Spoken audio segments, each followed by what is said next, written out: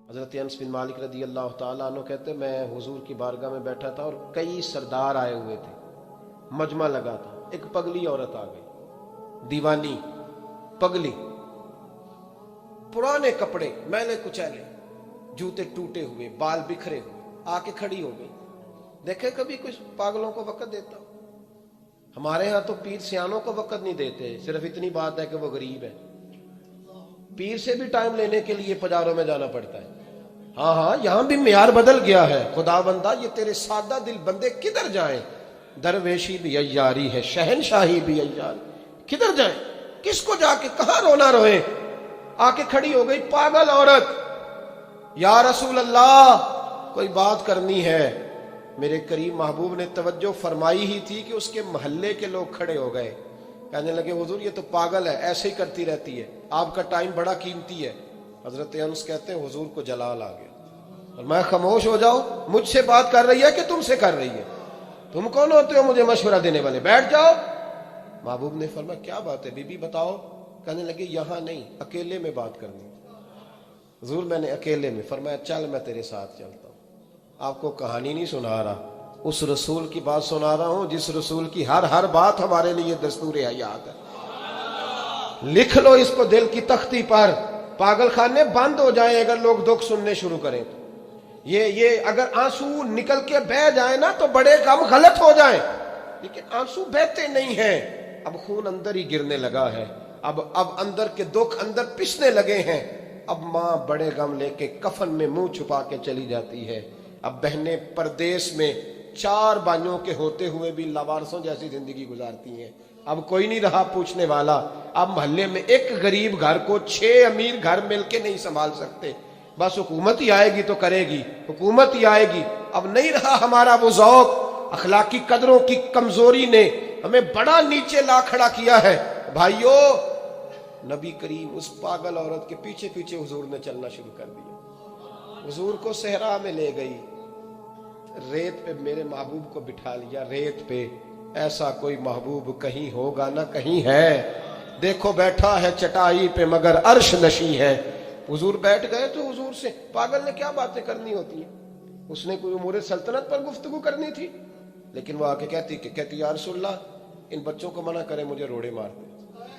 فرمایا میں کہہ دوں گا آج کے بعد نہیں ماریں گے۔ کہا یا رسول اللہ یہ لوگ مجھے پاگل کہتے ہیں۔ فرمایا منع کر دوں گا کوئی نہیں کہے گا۔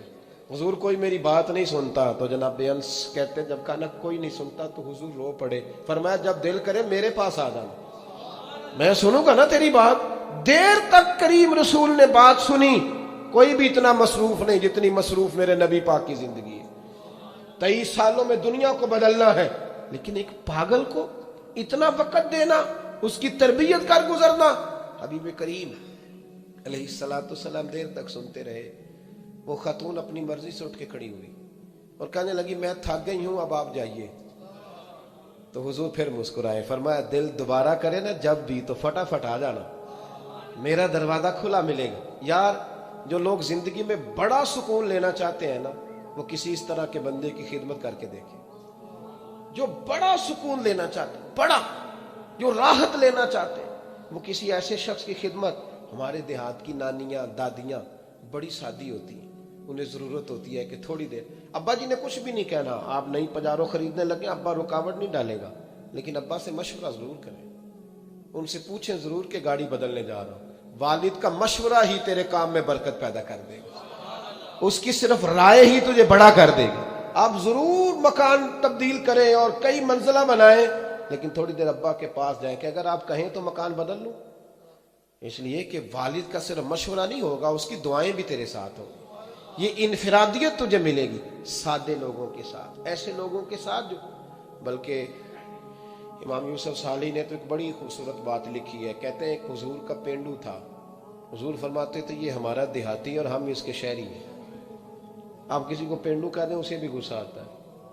میں نے بھی دیکھا ایک نوجوان بڑا ناراض تھا دوسروں سے، کیا ہوا؟ کہا سب مجھے پینڈو کہتے ہیں۔ میں کہ یار تو مینو کہہ، میں الحمدللہ پینڈو ہوں، میرے ابا جی بھی پینڈو ہیں، میرے دادا جی بھی پینڈو ہیں۔ پینڈو ہونا کوئی معاذ اللہ تعالیٰ بری بات ہے؟ اس میں کیا قباحت ہے؟ عرب کا تو رواج تھا کہ جب بچہ پیدا ہوتا تھا تو اچھی آب و ہوا کے لیے گاؤں میں بھیجا کرتے تھے۔ میرے محبوب پاک بھی حضرت حلیمہ سعدیہ کے گاؤں میں جا کے رہے ہیں، یہ عجیب بات ہے بھائی، جتنے شہر آباد ہیں یہ سارے دیہاتیوں نے ہی آباد کیے، سب نے۔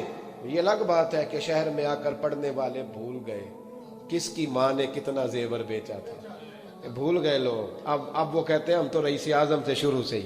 تھوڑا پیچھے پلٹ کے دیکھ، تیرے ہوش ٹھکانے آ جائیں گے۔ ذرا پیچھے پلٹ کے دیکھ کہ تو کیا تھا اور آج تو کہاں کھڑا ہے، پھر دیکھ تیرا معیار سوچ کا بدل جائے، پھر ذرا تیری طبیعت۔ حضور فرماتے ہیں ہمارا دیہاتی ہے، ہم اس کے شہری ہیں۔